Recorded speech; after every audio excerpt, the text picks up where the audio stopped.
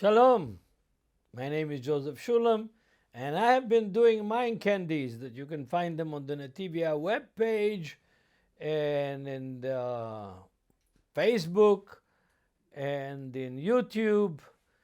M Candies. What are M Candies? They are things that are sweet. And the reason they're sweet is because they're dealing with topics that are not so popular to deal with. They're dealing with topics that are controversial. They're dealing with topics that will whet your appetite to study more of the Bible and trust the Bible and distrust everything else except the Bible as authority from God. The Bible from Genesis all the way to Revelation. The Hebrew Bible, which is called the Old Testament, and the New Testament, which is in Greek, but mostly written by Jews. So, okay, there are two symbols that identify Jews today more than anything else. One of them is the Star of David. But that symbol was not always the symbol of Jews. If you see early Islam symbols, you go to early mosques or even early synagogues, you may see a 5-pointed star, which is not the Star of David. It's called the Star of Bethlehem by Christians. And you'll see also by that 6-pointed stars, which is the Star of David, and 8-pointed stars that are the Star of Abraham, and wasn't known as a typically Jewish symbol until way forward to the 14th century, 13th century, and made most famous by a false Messiah that came from Gaza. A false Jewish Messiah that came from Gaza that made that star with the 6 points, the Star of David, the Shield of David.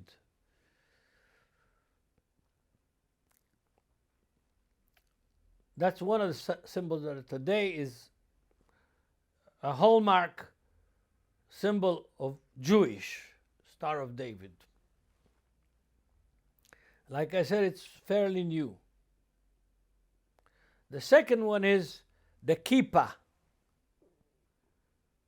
a little funny hat that mostly, if you don't get one of those big ones like the from Georgia, or like a Muslim hat from Uzbekistan or Kazakhstan or somewhere else like that, and that you cover your whole head, then most of the Jewish people wear these little skull caps called kippah in Hebrew. Kippah. Yeah. And the people who are not Sephardic Jews, Ashkenazi Jews, and speak Yiddish, they called it Yarmulke. Yarmulke. So, those are the hallmark signs, symbols of being Jewish. But neither one of them is biblical. Neither one is biblical. And in fact, in the New Testament, we have something that is actually clearly against such a tradition. Like I said, it's not in the Torah, it's not in the law of Moses, it's not in the Mishnah, and in the Talmud there's only one in the whole huge Talmudic library of volume 30 plus volumes, big volumes of rabbinical material. There's one incident, what happened in Babylon, that some young men, unmarried young men, walked around without a hat, not a kippah, without a hat. And his rabbi told him, if I was in your place, I wouldn't take 4 steps in the street without a hat. Because wearing a hat for young people was a sign that they're essentially not married and that they're available in Babylon, not in Israel, not in Jerusalem, in Babylon. It's a Talmudic story from Babylon. Only one. There's no such a thing, but it's a tradition. Okay. Tradition cannot be condemned. Tradition is tradition. It's like Tuvia in The Fiddler on the Roof says, we have a tradition for everything. And we do. And it's okay to have a tradition. What is not okay is to enforce that tradition and make it universal, obligatory. That's not okay. But let me read you the text from the New Testament first so that you will be aware of it. I'm talking about 1 Corinthians, Paul's letter to the Corinthians, the first letter to the Corinthians that Paul wrote, from verse 1 of chapter 11 of 1 Corinthians. Here, imitate me, just as I also imitate the Messiah. Now I praise you, brethren, that you remember me in all things and keep the traditions just as I delivered them to you. But I want you to know that the head of every man is the Messiah, and the head of a woman is man, and the head of the Messiah, the head of Christ, is God, meaning God the Father. Every man praying and prophesying, having his head covered, dishonors his head.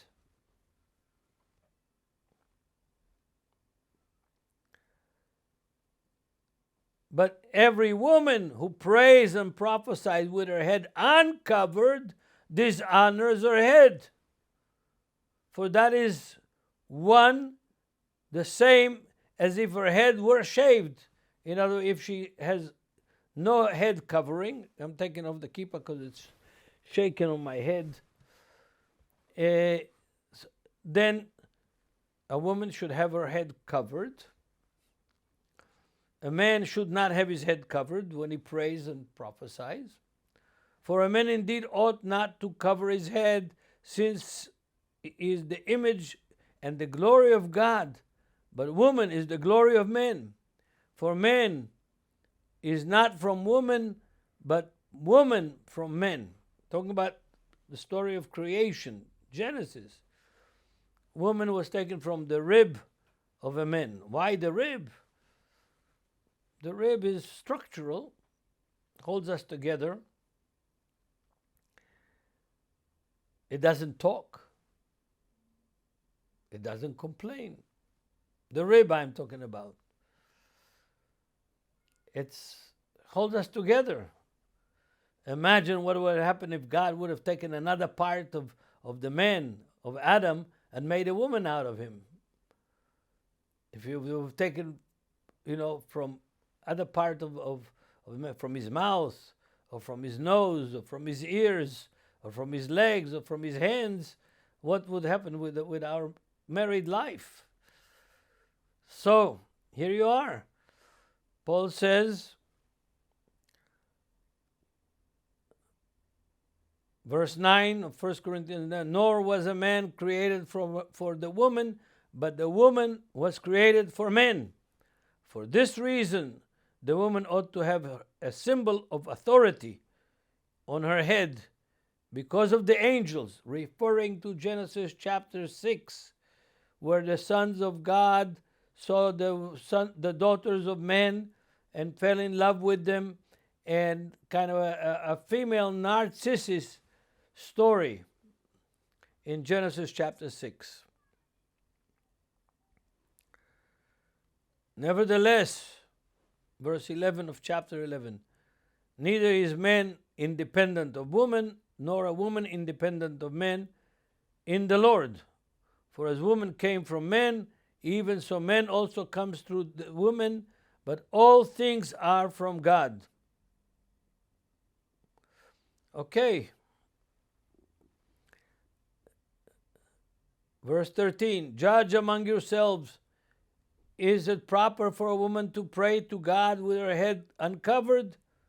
Does not even nature itself teaches you that if a man has a long hair, he is dishonor to himself. But if a woman has long hair, it is the glory of her. For her hair is given to her for covering. But if anyone seems to be contentious, we have no such custom, nor do the churches or the communities of God. So we've got Paul here strictly saying that a man should not have a religious head covering. I mean, if it's cold outside or rainy, you could wear a hat. If you're a cowboy, you could wear a hat. If it's a Stetson, if it's not a Stetson, I don't know if it's kosher. It's a kosher cowboy hat. But, all jokes aside, the kippah is not a Torah-given commandment. It's a tradition. And it's okay to have a tradition. But it's not okay to impose your tradition on everybody else and to look down on somebody that doesn't keep your tradition. That includes the kippah. And for the woman, Paul makes it clear when she goes to synagogue or to the Wailing Wall or to a religious service or to even, I think, in the street, she should have a hat on, a head covering of some, a scarf, something, according to the New Testament. And according to Judaism is the same thing for the women. So, kippah is okay as a tradition. It has nothing to do with God or with Torah or with commandments. And way late did the rabbis legislate the kippah as the supreme symbol of what it means to be a Jew. And now people all over the Western world, in Europe and the United States, because of the anti-Semitism that is growing, are telling people, Israelis, don't wear a kippah when you walk through the streets of New York. You could get beat up by some thugs, by some bandits. And the same thing is in London, or in Malmo, Sweden, or in Norway, or in Berlin. Yes, a kippah is at best an elective, but it's not an obligatory symbol of being a Jew. Muslims wear skull caps also, kippahs, a little bit bigger than the ones that the Jews wear, but they also wear. So does it make them Jews? No.